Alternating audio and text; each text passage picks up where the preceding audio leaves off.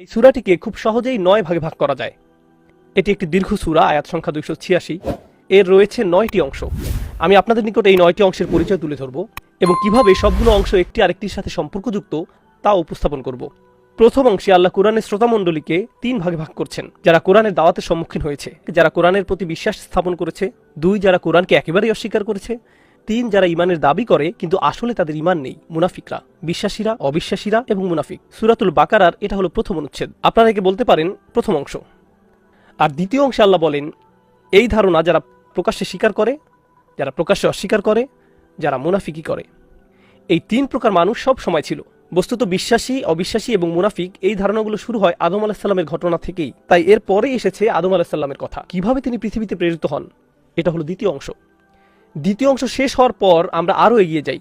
আর আল্লাহ বলেন যেভাবে আদমকে একটি বিশেষ সৃষ্টি হিসেবে পৃথিবীতে দায়িত্ব গ্রহণ করার জন্য প্রেরণ করা হয়েছিল, তাকে আসলে প্রতিনিধি হিসেবে প্রেরণ করা হয়েছিল, যিনি তার উত্তরাধিকারকে এক প্রজন্মের পর আরেক প্রজন্মের নিকট হস্তান্তর করবেন। এভাবে মানবজাতি যখন চারিদিকে যথেষ্ট পরিমাণ ছড়িয়ে পড়বে, তখন শুধু একজনকে দায়িত্ব নিলে হবে না, একটি সমগ্র জাতিকে দায়িত্ব নিতে হবে।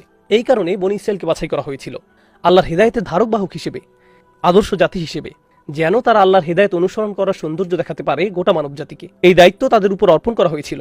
এই বিষয়ে দীর্ঘ একটি আলোচনা, কিভাবে তাদেরকে সেই দায়িত্ব অর্পণ করেছিলেন, অন্যান্য জাতির উপর কিভাবে শ্রেষ্ঠত্ব দিয়েছিলেন, পরে তুলে ধরা হলো কিভাবে তারা আল্লাহর আশা অনুযায়ী দায়িত্ব পালন করতে ব্যর্থ হলো। এটা হলো সূরা বাকারার তৃতীয় অংশ। এখান থেকে আল্লাহ আরেকটি বিষয়ের উপর গুরুত্ব দিয়েছেন। আমাদের মহানবী সাল্লাল্লাহু আলাইহি সাল্লামের রাসূল হওয়া ইসরাঈলীরা মেনে নিতে পারেনি। তারা মনে করত নবুয়তের দায়িত্ব তো ইসরাঈলীদের, একজন ইসরাঈলী কেবল নবী হবে। মুহাম্মদ সাল্লাল্লাহু আলাইহি সাল্লাম তো একজন আরব কিভাবে ওহী পেতে পারে। তাই আল্লাহ কি বললেন, তিনি একটু পেছনে সরে এসে ইব্রাহিম আলাইহিস সালাম সম্পর্কে বলতে শুরু করলেন। কেন?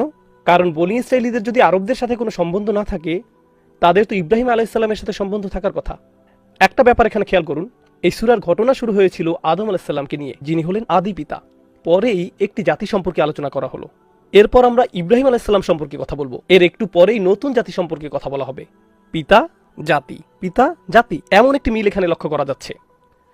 আরেকটি মজার বিষয় হলো, আদম আলাইহিস সালামকে পরীক্ষা করা হয়েছিল, তিনি সেই পরীক্ষায় উত্তীর্ণ হতে পারেননি। পরে তাকে এর ক্ষতিপূরণ করতে হয়। বনী ইসরাঈলকেও পরীক্ষা করা হয়েছিল, তারাও পাশ করতে পারেনি, তাদের সুযোগ ছিল ক্ষতিপূরণ করার। তারপর এসেছে ইব্রাহিম আলাইহিস সালামের কথা, তাকেও পরীক্ষা করা হয়, তিনি তার সকল পরীক্ষায় পাশ করেন।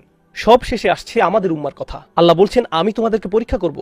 তিনি বলেন ওয়ালানাবলুয়ান্নাকুম বিশাই, আল্লাহ বলছেন আমি তোমাদেরকে পরীক্ষা করব, দেখি তোমরা কি আদমের মতো ভুল করবে, নাকি বনী ইসরাঈলদের পথ অনুসরণ করবে এবং ভুল করতে থাকবে, নাকি তোমরা তোমাদের পিতা ইব্রাহিম আলাইহিস সালামের ঐতিহ্য ধারণ করবে, যিনি সব পরীক্ষায় পাশ করেছেন। ফা আতাম্মাহুন্না, বিষয়গুলো এভাবেই একটি আরেকটির সাথে সম্বন্ধযুক্ত।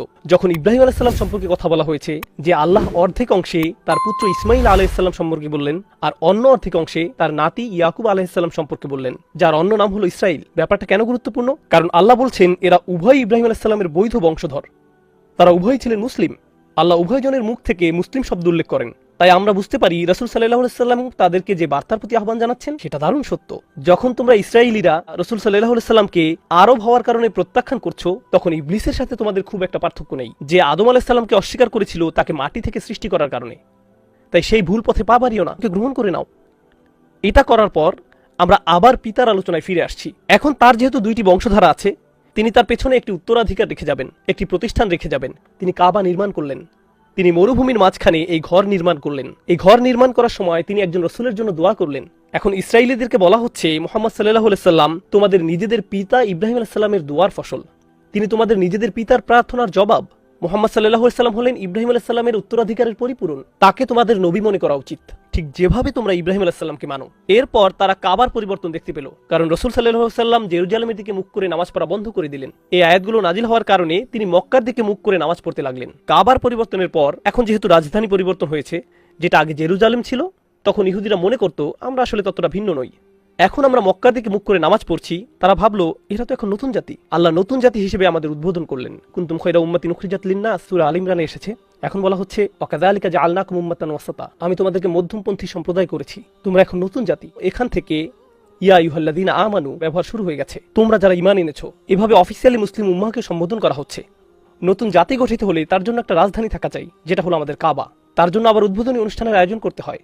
জাতিসমূহের যেমন স্বাধীনতা দিবস থাকে, আমাদের দেয়া হয়েছে স্বাধীনতার মাস, কোরআনের মাস, রমাজান মাস। সেই মাসের কথাও এই সূরায় অবতীর্ণ করা হয়েছে।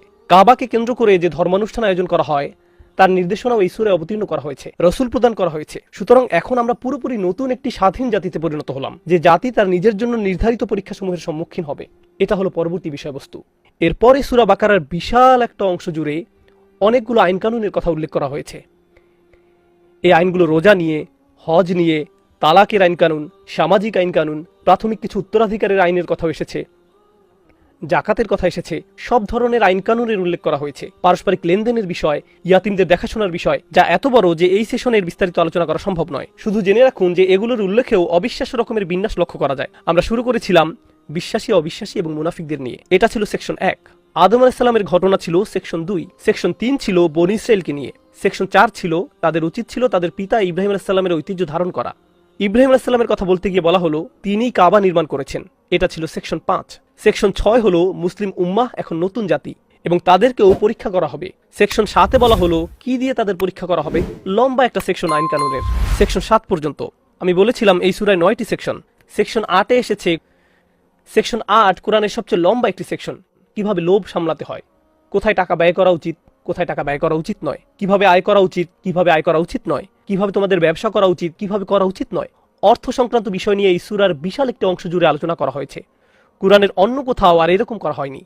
এই ব্যাপারটা এখানে মোকাবেলা করা হয়েছে। ব্যাপারটা গুরুত্বপূর্ণ, কারণ আমরা যদি পেছনে ফিরে দেখি, আদম আলাইহিস সালামের ঘটনায় সমস্যা ছিল লোভ নিয়ে। তাই আল্লাহ এখানে বলছেন মানুষ এখন যেহেতু পৃথিবীতে প্রেরিত হয়েছে, লোভ লালসা বিরাট এক সমস্যা হিসেবে দেখা দিবে। তাই এই বিষয়ে বিস্তারিত আলোচনা করতে হবে। পরিশেষে আমরা সূরা বাকারার শেষ 2-3টা আয়াতে এসে পৌঁছলাম, যে সম্পর্কে হাদিসে এসেছে যে কেউ রাতে এগুলো তিলাওয়াত করবে তা তাদের জন্য যথেষ্ট হবে। সমগ্র কোরআনের অন্যতম গভীর দোয়াগুলোর একটি। এই দোয়া আসলে সমগ্র সূরার সাথে সম্বন্ধযুক্ত। আমরা আসলে আল্লাহর নিকট দোয়া করছি আমাদের উপর যেন সেরকম বোঝা চাপিয়ে না দেন যেমনটা তিনি আমাদের আগে আসা জাতির উপর অর্পণ করেছেন, এবং শেষে তারা এর প্রতি মুনাফিকে আচরণ করতে থাকে। আমরা আল্লাহর নিকট দোয়া করছি আমাদের ঈমান রক্ষা করার জন্য, এবং আমরা দোয়াটা শেষ করি কাফেরদের বিরুদ্ধে আল্লাহর সাহায্য চেয়ে। মনে আছে তো? প্রথম অংশ ছিল বিশ্বাসী, অবিশ্বাসী এবং মুনাফিকদের নিয়ে। শেষ অংশ হলো এমন একটি দোয়া, ইয়া আল্লাহ আমাদের ঈমান রক্ষা করুন, আমাদেরকে মুনাফিকিতে পড়তে দিবেন না, এবং আমাদেরকে কাফেরদের বিরুদ্ধে সাহায্য করুন। তো এটা সূরা শুরুর একটি প্রতিক্রিয়া। এর মাধ্যমে এটা সমগ্র ইসলাম ধর্মের একটি সারাংশ তুলে ধরে। কুরআনের অন্যতম গভীর একটি সূরা। রাসূল সাল্লাল্লাহু আলাইহি সাল্লাম কুরআনের প্রথম 7টি সূরা সম্পর্কে বলেছেন যে এগুলো ধরে রাখবে ফাহুয়া হাইবর, সে আসলে একজন স্কলার। মানে এমন যে আপনার প্রথম 7টি সূরার বাহিরে আর কোনো জ্ঞান নেই, তাহলেও আপনার রয়েছে গভীর গভীর জ্ঞান। আল্লাহ আযজা ওয়া জাল্লা আমাদেরকে এই সূরার শক্তিমাত্রা, গঠন প্রণালী এবং অসম্ভব সুন্দর পাঠগুলো আয়ত্ত করার তৌফিক দান করুন। আমি সম্ভবত 15 বছর ধরে সূরা বাকারা অধ্যয়ন করছি। আমার মনে হয় আমি এখনো এর উপর প্রাথমিক জ্ঞান অর্জন করতে পারিনি। আল্লাহ আযজা ওয়া জাল্লা আমাদেরকে কুরআন নিয়ে চিন্তা গবেষণা করার উপকার এবং শক্তিমত্তা অনুভব করার তৌফিক দান করুন।